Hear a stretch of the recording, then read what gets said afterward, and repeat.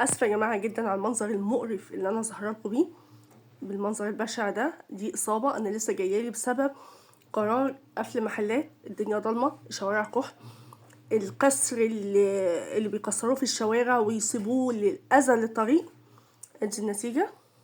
كان اخر فيديو انا مصوره النهارده لما كنت منزله على الشتاء والحاجات دي، وانا جايه ما لحقتش حتى اروح البيت اتدندنت. بص بقت عامله زي بوجي، شايفين بق القرد اهو. ف يا جماعه انا دلوقتي انتوا بتقولوا قفلوا المحلات والشوارع هتضلموها، بس هتضلموها علينا وعلى حياتنا. انا دلوقتي معديه ونادرا ما تلاقوا حاجه منوره في الشوارع. بص المنظر المقرف طبعا. وناحيه القطر اللي اتشال والكسر اللي موجود والطوب اللي مرمي في الشوارع والكسر اللي في الشوارع والشوارع مكسره وطوب طب لو حد كبير، يعني انا والله العظيم كنت جايبه حاجات وفيها برطمانات، حاجه دشدشت فيهم. انا طبعا ما عرفتش ان انا اعمل ان انا املك وانزل على وشي بعد ما كعبلته في الطوبه والشوارع كحل. فالبرطمانات اتدشدشت. لو كانت دخلت في وشي كانت ايه اللي حصل؟ كان هيبقى حلو قوي عشان بنوفر كهرباء، صح؟ بصوا بقي بق بوجي وطمطم اهو، ده كمان متداري على الواقع. حاجه تانية، دي تاني اصابه ليا في اقل من شهر في نفس المكان. والله العظيم يا جماعه في نفس المكان، بس المره دي اشد لان انا حاطه له دلوقتي مرهم.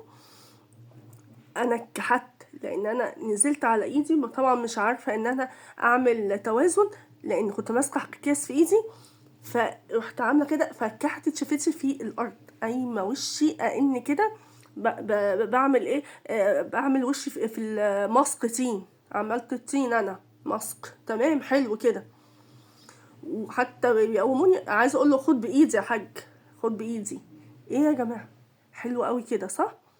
اللي وفرنا كهرباء ووفرنا كده، بس دوست على الناس ممكن تحصل سرقان، ممكن يحصل خطف، ممكن يحصل اي حاجه والناس تدشش وتتكسر. وادي اهو بصوا المنظر، والله العظيم انا نفسي اوريكم على الواقع. بصوا المنظر بشع مرعب وكمان من جوه مكحوته تاني مقرة في نفس المكان، واتصاب وبرشام ومتقطع. لو ناس كبيره عظمها ضعيف تتكسر.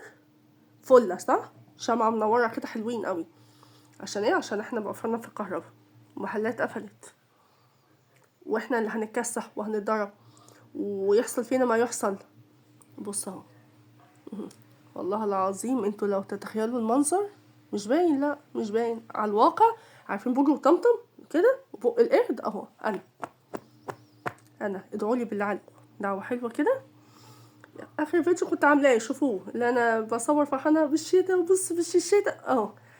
روحت البيت عامله لهم ماسك تين وكل كده تين من اولي لاخري، والبرطمانات مكسوره رميتها في الشارع، قلت السنديتي اتكسرت، والله العظيم قلت صف السن اتكسر، وشفتي قد كده وحاطه مرهم اهو. فبجد حرام اللي بيحصل ده، والكسر والطوب اللي في الشوارع ده ايه لازمته؟ ما تشيلوه. ولا ده اذى طريق والناس تتكسر والرايح واللي جاي بقى ياخده في طريقه بقى ونكسر ويبقى دي النتيجه. ربنا يرحمنا. بالله عليكم يا جماعه ادعوا لي لان بجد انا تعبانه جدا جدا جدا ونفسيا وبدنيا من وجع. شفتي مقطوعه من جوه وكمان ما لحقتش تلحم من اول مره، وراحت في نفس المكان في تاني مره اهو. مش عايزه اوريها لكم عشان ما تيجي ما تتأذوش منظرها. بصوا ومن جوه الحمد لله، الحمد لله على كل شيء.